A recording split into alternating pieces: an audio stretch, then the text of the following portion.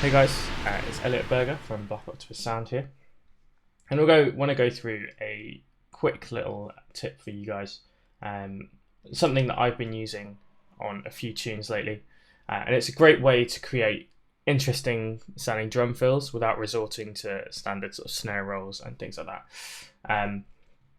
So this is a really stripped back version of a tune that I've been working on for a friend of mine. And the reason it's stripped back is I can't show you the full thing, but there's a few sort of bass sounds and pads in here to give you guys a bit of context as to how the drums sound with everything else. As a quick note, some of these drum hits are from my pack Stratosphere, which is out now on Splice. Anyway, let's jump into it. So I'll play you the full thing, and then I'll show you sort of just the drums, and we'll go into the technique. So here we go.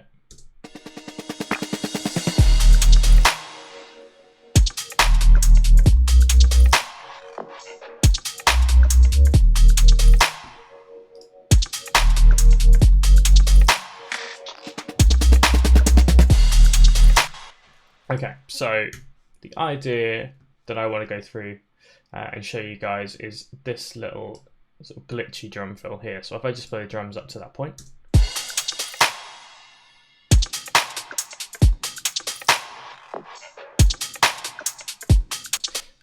So soloed, and we've got this one over here as well.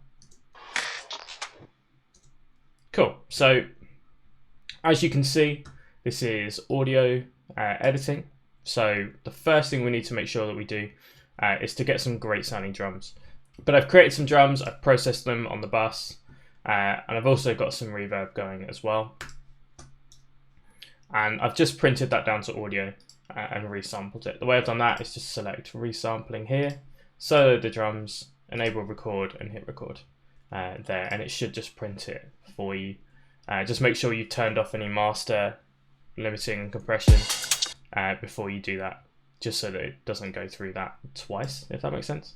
Anyway, so just to show you that we printed it. So this is an exact copy of the drums that we've got here. I'm just going to create another audio track very quickly, just so that we can keep this completely intact, and any editing we do on the second track won't affect this on the first. So what I'm going to do first is just go through and cut out any bits that sound interesting that we might want to work with later on. So I quite like this little shuffle here, so we'll pop that there. And I quite like the tail of the reverb as well. It's got a little bit of the crash in there as well, which is nice. So I'm going to pop that there. And there's a little skippy shuffle here. So I'm just going to use that. And then probably take a snare as well for good measure. Stretching out things like kicks and snares can create really interesting tonal qualities. So we'll give that a go. And we'll kind of, now we've got this, I'll just play it, which kind of sounds a little bit odd anyway. Because we've bounced it with the reverb is kind of jumping around in level, which already sounds quite cool. But it's up to you as to whether you bounce it with the reverb or not, depending on what you're after. So the first thing I've done, I've just reversed this snare hit. In Ableton 10.1, you can just hit, in fact, I think just in Ableton 10, you can just hit R and it will automatically reverse for you. So, which is cool, and I'll just turn that up a little bit as well. Cool, so dead simple. With the second one, what I'm going to do first is press Command J just to consolidate it to one hit, so that any editing we do, it's not going to start, bringing in other elements of the drums. We're just working on this, and a lot of this is trial and error, but I'll show you guys some of the techniques that I use when I do this. So I'm going to change the texture. Texture and tones are really great for kind of glitchy sounds. Tones is also great when you're repitching basses, but texture, we'll try turning it up a little bit, pitching it up a little bit, sorry, and messing with the grain size.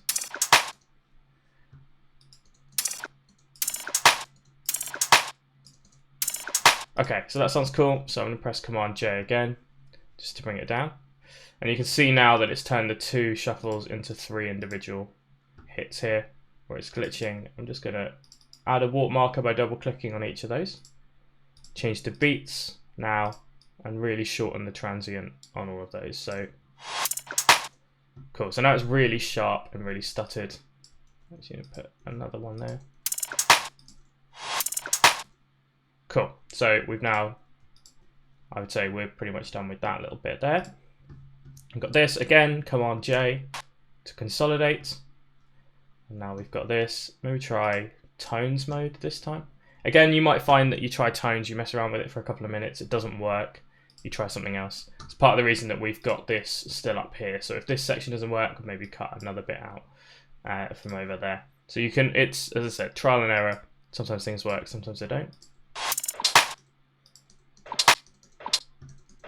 That sounds kind of cool.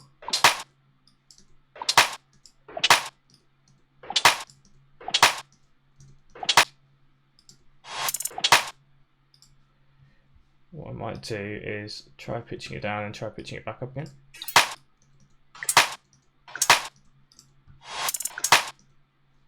Yeah, I quite like that kind of weird watery texture. Cool. So now we've just got this little snare hit here. On the Command J that. Keep it in complex and actually just stretch it out using the, if we turn the BPM up, it should just stretch the file out. Cool, so that sounds quite nice. Try pitching it on. And I'll actually take some of the transient out, so.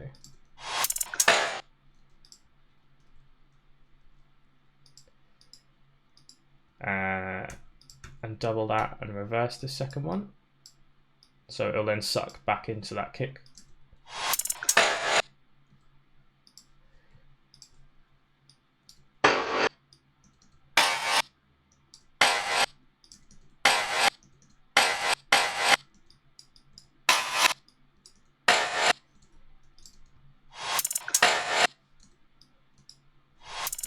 And probably turn these last couple of hits down as well. Cool, so let's just check it in context. Cool, I might fade that last one a bit, so. Cool, that works. So now we've got this. I'm pretty happy with that. You could obviously go in and sort of fine tune it, but I'm going to look at just processing it very quickly. So first thing I'm going to do is just put Isotope Vinyl on. This is a great free plugin that I've been using for years now. And turn the wear up a little bit and turn the year down. What Isotope Vinyl does is kind of recreates the sound of records from the era that you're after. So if I turn it right down to sort of 1950, 1930, it takes out a lot of the low end, a lot of the high end, adds a bit of sort of distortion. And turning the wear up as well gives the sound of a worn record. So again, a bit more distortion, a bit more noise. You can also manually add mechanical and electronic noise, dust, scratch. You can even warp the record if you want to. But turn it down a little bit. It would help if I put it on the right channel rather than putting it on the drums. I'll put it on the fill. Perfect. So that's what we're after. And the final trick that I would do, you need to be slightly careful with this, but is to add a slight harsh effect sound. So we're going to unlink the left and right channel. I'm using delay here, which is new plugin in Ableton, but you can do the same thing with pretty much any delay plugin. And set the left side to the lowest possible delay time, and the right hand side to a few milliseconds off. Turn the feedback all the way down, any filter we want off, and the dry wet all the way up. And what this does is plays the left channel on time and the right channel delayed slightly off. So it creates this kind of stereo width to the sound that you're working with. As I said, you need to be careful because it could cause phase problems or whatever. But you can sum it to mono and check things like that. Cool. So we're pretty much there. You can sort of add reverb and things like that as well.